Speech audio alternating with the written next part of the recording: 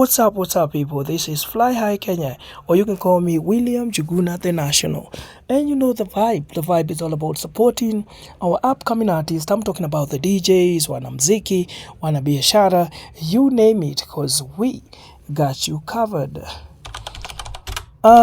Uchunguzi mpya ulifanywa na BBC, ukweli wa kusikitisha, umeanikwa hadharani baada ya maafisa wa polisi na wanajeshi wa KDF walihusika moja kwa moja kwenye mauaji ya waandamanaji wakati wa maandamano nchini Kenya. Kwa kutumia picha za video na ushahidi wa mashahidi, uchunguzi huu unaonyesha kwa maagizo ya kutumia nguvu ya kupindukia pamoja na maagizo ya shoot to kill kwa Kiingereza ama piga na kuua, yalitolewa na maafisa wa ngazi za juu kama John Kaboi. Katika video zilizochambuliwa, maafisa waliweza kutambulika kwa sare zao, magari ya serikali na vitendo vyao vya moja kwa moja dhidi ya waandamanaji wasio na silaha.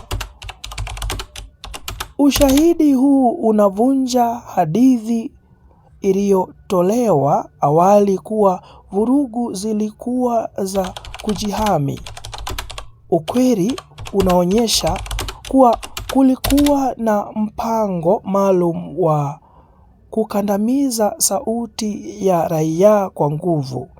Mpaka sasa serikali haijatoa taarifa rasmi wala kuanzisha uchunguzi wa wazi kuhusu waliotajwa kwenye ripoti hii nzito.